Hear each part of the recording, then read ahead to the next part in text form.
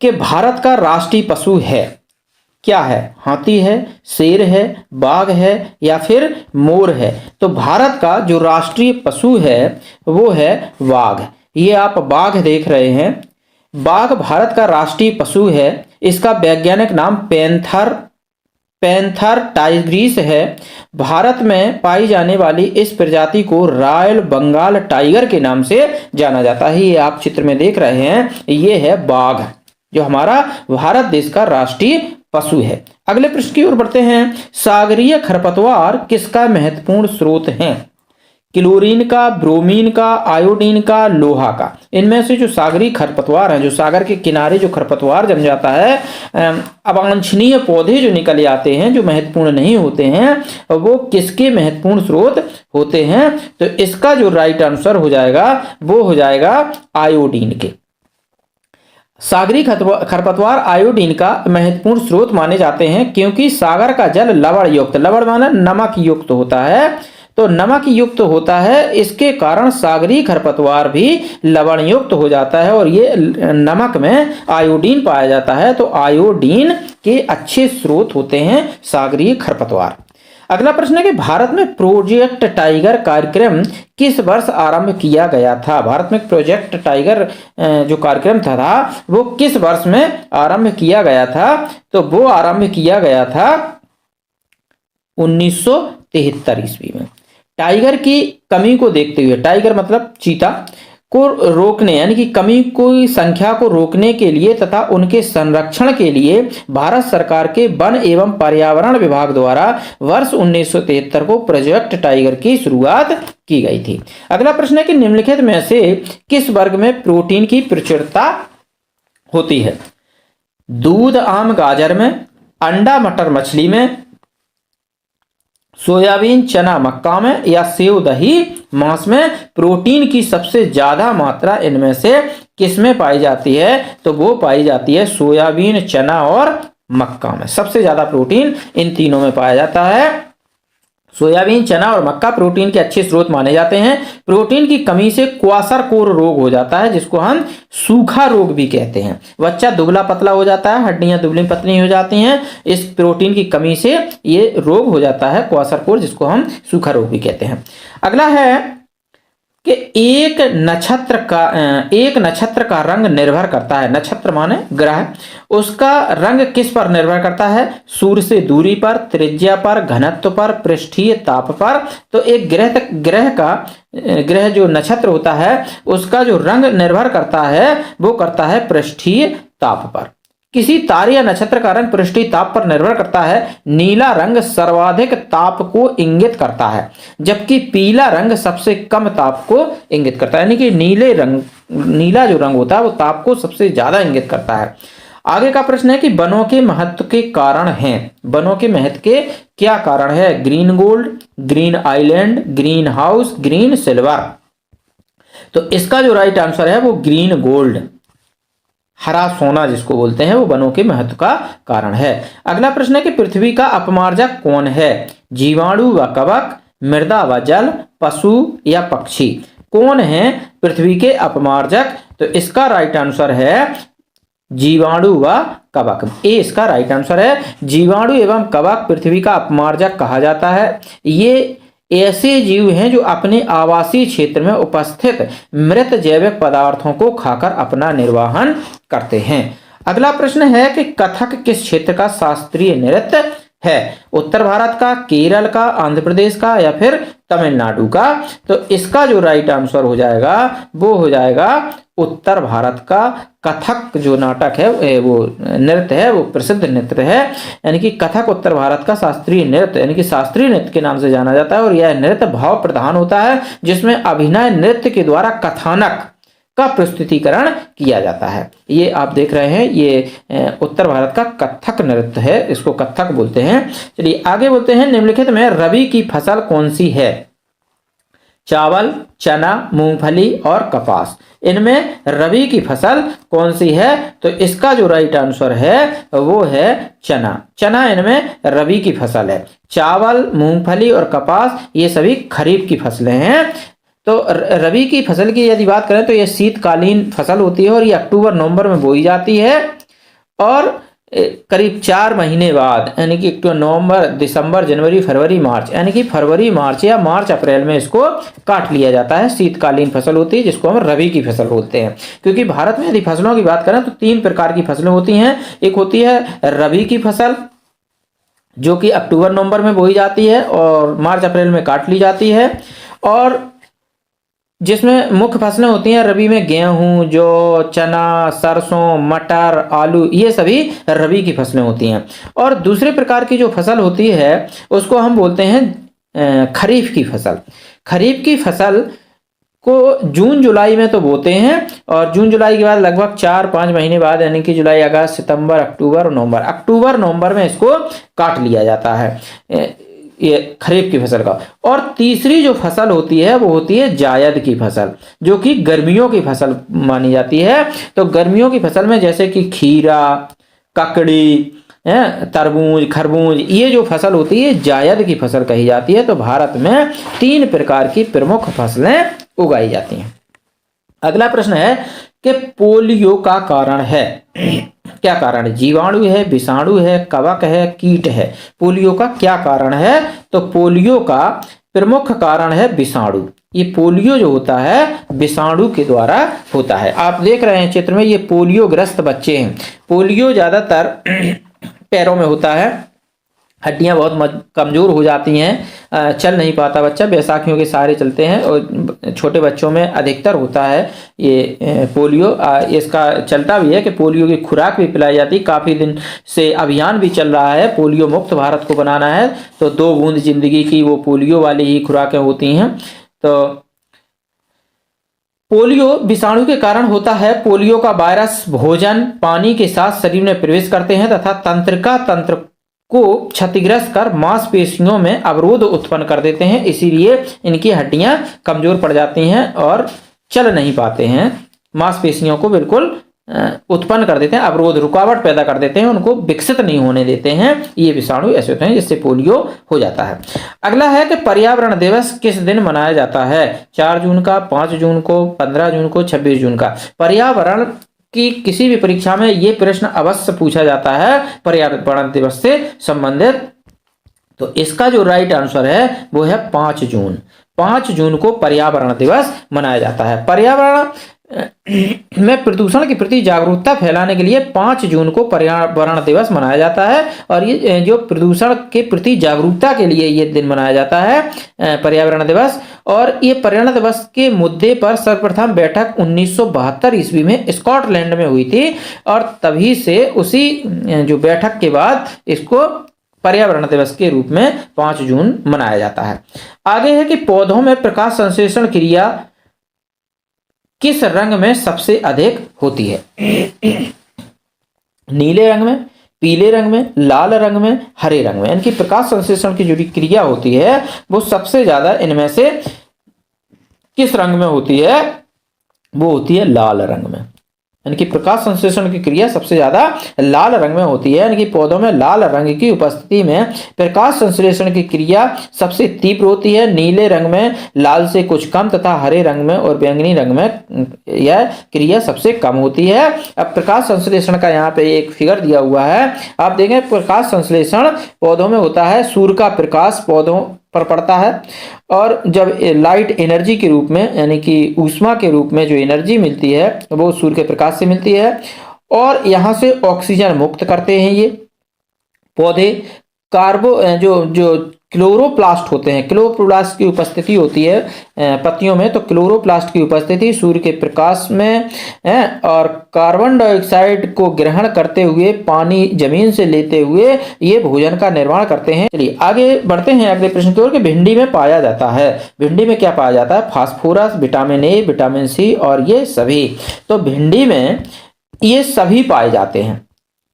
D इसका right answer है। भिंडी की सब्जी में phosphorus, vitamin A, vitamin C प्रचुर मात्रा में पाया जाता है। ये आप देख रहे हैं भिंडी का खेत है, इसमें भिंडी ये लगी हुई है। भिंडी को जब काटते हैं तो इसमें से लिबलिबा सा पदार्थ निकलता है जो कि विटामिन ए और सी और फास्फोरस के अच्छे स्रोत मानी जाती है भिंडी को। चलिए आगे है कि भारत में फलों के अंतर्गत सर्वाधिक क्षेत्र है नींबू का, अमरूद का, आम का, पपीते का। यानी कि भारत में जो फलों की दृष्टि से देखा जाए तो सर्वाधिक क्षेत्र कौन से फल का है? तो इसका जो राइट आंसर है वो है आम का। आम भारत में सबसे ज्यादा होता है। तो आम फलों में अंतर्गत जो फलों का राजा भी कहा जाता है, सर्वाधिक खेती उत्तर भारत एवं आंध्र प्रदेश में इसकी खेती सबसे ज्यादा होती है। आप यहाँ पर इसमें देख सकते हैं, चित्र में दिया हुआ है कि सबसे पहले नंबर पे उत्तर प्रदेश का नाम आता है, जो कि आम उत्पादक क्षेत्र में सबसे पहला जो नंबर आता है वो उत्तर प्रदेश का है। उसके बाद जो दूसरा आता है वो है आंध्र प्रदेश का। ये देखिए सेकंड नंबर पे आंध्र प्रदेश में आम सबसे ज्यादा पैदा होता है। और फिर धीरे धीरे इन सभी में बढ़ता जाता है। जैसे थर्ड नंबर पे है तेलंगाना है, और आपका फोर्थ नंबर पे कर्नाटका है, पांचवें नंबर पे आपका बिहार है, छठवें नंबर पे आपका गुजरात है आम उत्पादन में है, और सातवें नंबर पे आपका तमिलनाडु है। ये कुछ प्रदेश हैं जो आम के लिए प्रसिद्ध हैं। चलिए आगे बढ़ते हैं। पर्यावरण को बचाने के लिए चिपको आंदोलन का संबंध किस राज्य से है? उत्तर प्रदेश से है, झारखंड से है, छत्तीसगढ़ से है, उत्तराखंड से है। तो पर्यावरण के बचाने से संबंधित एक आंदोलन चलाया गया था, जो बहुगुणा द्वारा चलाया गया था। ये देखिए आपको चिपको आंदोलन से संबंधित एक चित्र दिखाया जा रहा है। इसमें क्या हुआ था कि पर्यावरण संरक्षण को, यानी कि पर्यावरण संरक्षण के लिए, वृक्षों को बचाने के लिए उत्तराखंड की जो औरतें थीं उन्होंने एक आंदोलन चलाया था कि पेड़ कटना नहीं दे रही थी वो, यानी कि पेड़ की कटाई को रोकने के लिए वो पेड़ों की जो तने हैं उनसे लिपट जाती थी। जब भी कोई पेड़ काटने आता था जान देने को तैयार थी, लेकिन पेड़ कटने नहीं देना चाहती थी उत्तराखंड की महिलाएं। और ये पर्यावरण को बचाने के लिए चिपको आंदोलन चलाया गया था, जिसकी शुरुआत 1973 ईस्वी में उत्तराखंड राज्य में हुई थी, जिसके जो मुख्य कर्ता धर्ता थे वो थे सुंदर लाल बहुगुणा और चांडी प्रसाद भट्ट। इनके द्वारा इसकी शुरुआत की गई थी। वृक्ष काटने के विरोध में यह आंदोलन चलाया गया था उत्तराखंड में। चलिए आगे बढ़ते हैं। निम्नलिखित में से जैविक घटक है कौन सा है? पादप, मृदा, वायु और जल। इनमें से जैविक घटक कौन सा है? तो जैविक घटक इनमें से है पादप। पादप जैविक घटक कहलाते हैं, यानी कि इनमें जीवन तथा उत्पादन की क्षमता होती है। जल, वायु तथा मृदा अजैविक घटक हैं, यानी कि जो जल है, वायु है और मृदा है ये अजैविक घटक हैं, जबकि पादप जैविक घटक हैं। आगे बढ़ते हैं।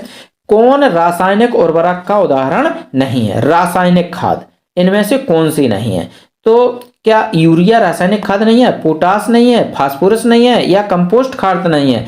तो इसमें जो रासायनिक खाद नहीं है वो कंपोस्ट खाद नहीं है, यानी कि कंपोस्ट रासायनिक खाद नहीं है। आप देख रहे हैं यूरिया रासायनिक खाद है, जो कि हमारे शरीर के लिए अत्यंत नुकसानदायक है, फसलों के लिए भी नुकसान है। हालांकि फसल में पैदावार अच्छी हो जाती है, लेकिन ये शरीर को नुकसान करती है, ये रासायनिक खाद है।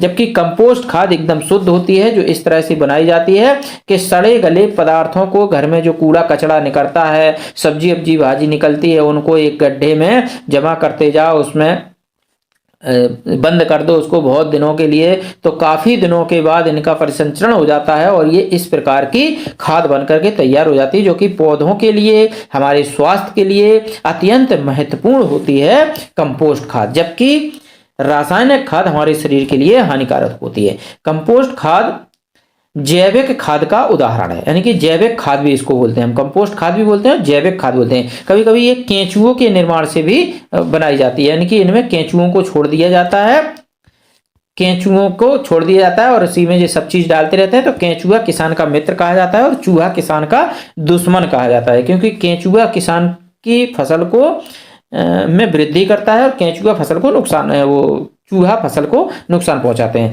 तो ये कंपोस्ट खाद जो है ये केंचुओं से भी निर्मित की जाती है।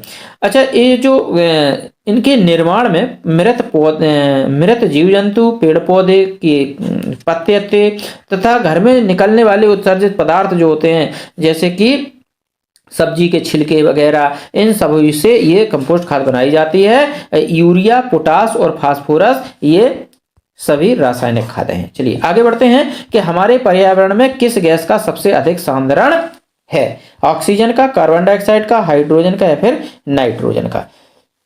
तो हमारे पर्यावरण में सबसे ज्यादा नाइट्रोजन का सांद्रण होता है। यहाँ पर एक दिया हुआ है, एक फिगर दिया हुआ है, यहाँ पे देखेंगे आप कि किस में कितना मात्रा है कि पृथ्वी को घेरती हुई जितने स्थान में वायु रहती है उसे हम वायुमंडल कहते हैं।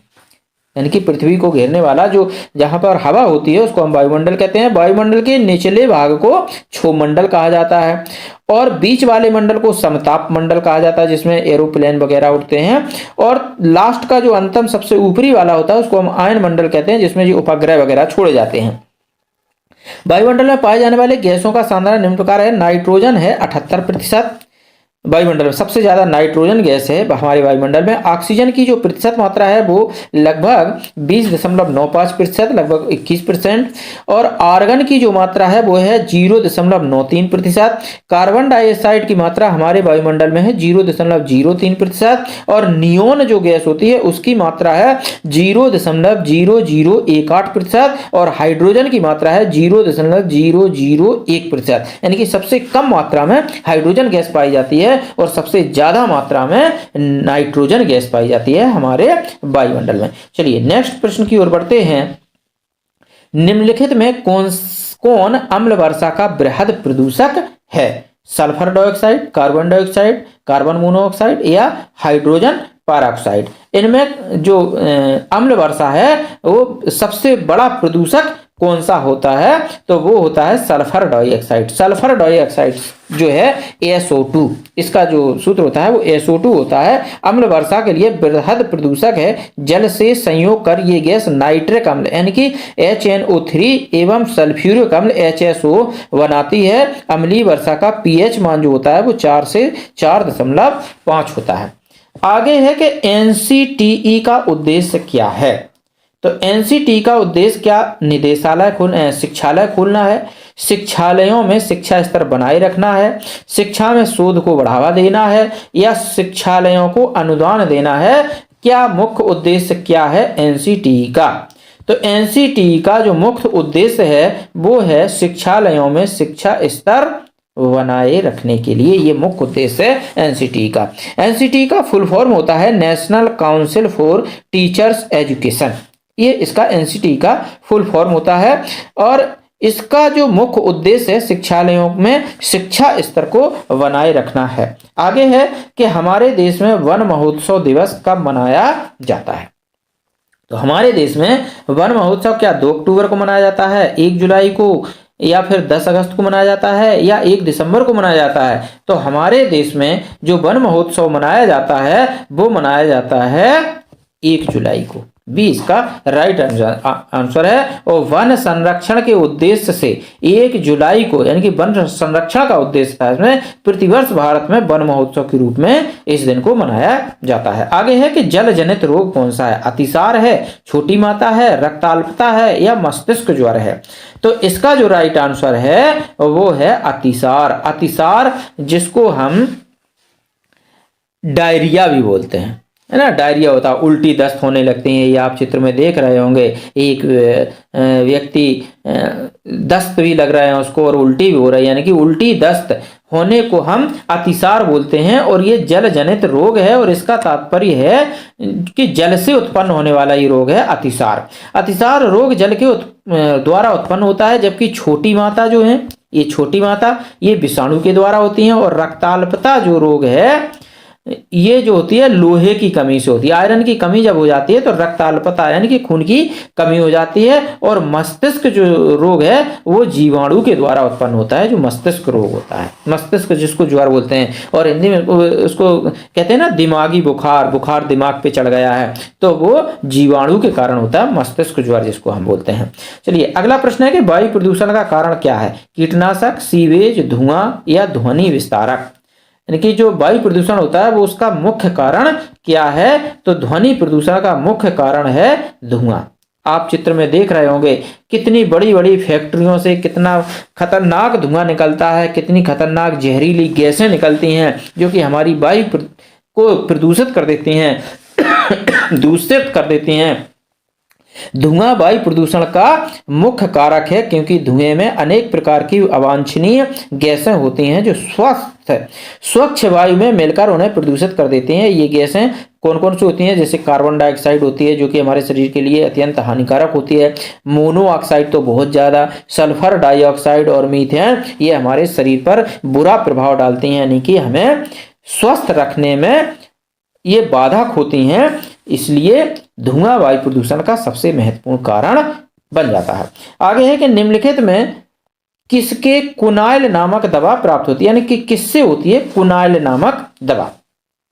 मनी प्लांट से, सिंकोना प्लांट से, यूकेलिप्टस से या अकोनाइट प्लांट से? तो देखिए जो ये सिमकोना होता है, सिमकोना प्लांट ये दिख रहा है, बहुत बड़ा पौधा होता है ये, और इसकी जो छाल होती है यानी कि जो ऊपर का वकला होता है, इसका जो पेड़ का कवर होता है यानी कि जिसको हम छाल बोलते हैं, तो उससे इसकी मलेरिया की दवाई बनाई जाती है। ये अत्यंत महत्वपूर्ण होता है और इससे कुनाइल नामक दवा का निर्माण होता है जो कि मलेरिया उपचार के लिए अत्यंत महत्वपूर्ण होती है। और ये सामान्य रूप से वर्ष पर्यंत हरे भरे रहते हैं। इनकी जो ग्रोथ है यानी कि जो बाढ़ है वो अच्छी होती है, अच्छे लंबे होते हैं। आप चित्र में देख रहे होंगे कि ये जो सिमकोना का वृक्ष है ये काफी लंबा होता है, बड़ा पेड़ होता है और तने चौड़े होते हैं। तने का घेरा 7 मीटर तक होता है, यानी कि लगभग 20-21 फुट तक भी इसका जो घेरा होता है वो होता है तने का, और ये उसकी लकड़ी होती है जिससे ये कुनाइल नामक दवा बनती है और ये मलेरिया के काम आती है। चलिए अगले प्रश्न की ओर बढ़ते हैं कि 71% पृथ्वी का तल ढका हुआ है, किससे ढका हुआ है? भूमि से, हवा से, जल से, कोयला से। यानी कि 71% जो भाग है पृथ्वी का वो किससे ढका हुआ है? तो देखिए 71% भाग पृथ्वी में आप देख रहे हो जल ही जल है, यानी कि 31% भाग पर पृथ्वी में जल की मात्रा होती है, यानी कि जल और महासागरों में जल पाया जाता है। और 29% भाग जो है वो स्थल भाग है जिसपे पेड़ पौधे, जंगल, जमीन, खेती, पहाड़ है और रहने योग्य जमीन, ये सभी 29% में है, जबकि पृथ्वी पे 71% भाग में जल की मात्रा है। चलिए आगे है कि विश्व में जल संकट का प्रमुख कारण क्या है? विश्व में जल संकट का प्रमुख कारण क्या है? नगरीकरण है, औद्योगिकीकरण है, विश्व के तापमान में वृद्धि है या फिर अम्ल वर्षा है? तो जो विश्व में जल संकट का जो मुख्य कारण है वो क्या है? तो वो है नगरीकरण। बढ़ते नगरों के कारण ही जल संकट हो रहा है। आप चित्र में देखें जल का कितना संकट है, क्योंकि रहने के लिए रिहायशी मकान बन रहे हैं, रोडें बन रही हैं, क्योंकि जब जनसंख्या बढ़ेगी तो नगरीकरण बढ़ेगा और नगरीकरण बढ़ेगा तो संसाधन कम होंगे, क्योंकि संसाधन नहीं बढ़ रहे हैं, जल की मात्रा नहीं बढ़ रही है, जमीन नहीं बढ़ रही है तो जनसंख्या बढ़ रही है और जनसंख्या के कारण नगरों का विस्तार हो रहा है। इसलिए जल संकट का सबसे बड़ा जो प्रमुख कारण है वो बढ़ता हुआ नगरीकरण है, क्योंकि नगरीकरण के बढ़ने के साथ जल प्रदूषण बढ़ता जा रहा है, जल प्रदूषित होता जा रहा है और पीने योग्य जल की भी कमी होती जा रही है नगरों के विस्तार के कारण। अगला है कि निम्नलिखित में से कौन सी बायोडीजल की फसल है? कपास है, जट्रोफा है, गन्ना है या फिर आलू है? बायोडीजल ऐसी फसल है जिससे डीजल का निर्माण होता है, यानी कि बायोडीजल बनाया जाता है, वो फसल है जट्रोफा की। जट्रोफा पौधा है, ये इस प्रकार का पौधा होता है इसमें ये फल लगते हैं और इन फलों को सुखा करके ये इस प्रकार के बन जाते हैं, फिर इन्हीं से डीजल का निर्माण किया जाता है। जट्रोफा बायोडीजल की फसल है। यह भारत में, अफ्रीका में, उत्तरी अमेरिका में और कैरेबियन में पाई जाती है और ट्रॉपिकल क्षेत्र में उत्पन्न होती है। ये इस पादप से प्राप्त होने वाले बीजों से 25 से 30% तक का तेल निकाला जा सकता है और इस तेल से कार आदि चलाए जा सकते हैं। जट्रोफा अनावृष्टि रोधी सदाबहार झाड़ी है। अनावृष्टि मतलब अनावृष्टि होता है ज्यादा वर्षा, अनावृष्टि रोधी यानी कि ज्यादा वर्षा को रोकने में भी ये सहायक होता है, जो कि ये सदाबहार झाड़ी मानी जाती है जट्रोफा। आगे है कि राष्ट्रीय गीत के रचयिता कौन है? बंकिम चंद्र चट्टोपाध्याय है, रविंद्रनाथ टैगोर है या मोहम्मद इकबाल है या मैथिली शरण गुप्त हैं? देखिए इसका जो राइट आंसर है वो है बंकिम चंद्र चट्टोपाध्याय।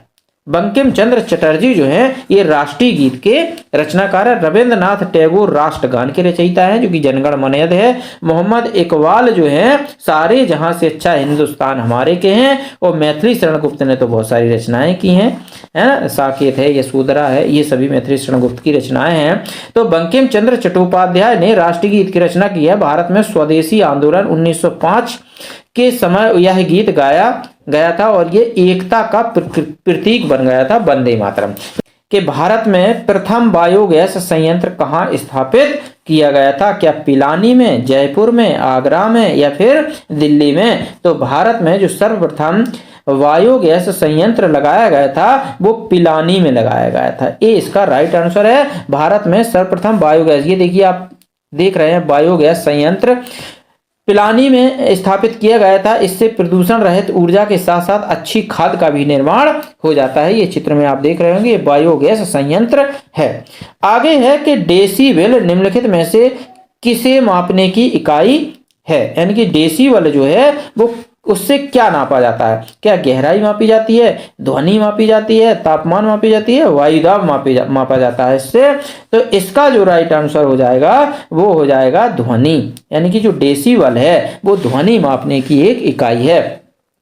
ध्वनि की तीव्रता मापने के लिए डेसिबल का प्रयोग किया जाता है। ये डेसिबल ध्वनि की इकाई है, मापक इकाई है। और इसका प्रयोग मनुष्य के लिए 80 डेसिबल ध्वनि होता है। यानी कि 80 डेसिबल से 85 डेसिबल तक, इससे अधिक की ध्वनि यदि मनुष्य सुनेगा तो वो बहरेपन का शिकार हो जाएगा। तो इसलिए ये जो ध्वनि की मापक जो इकाई है वो है डेसिबल।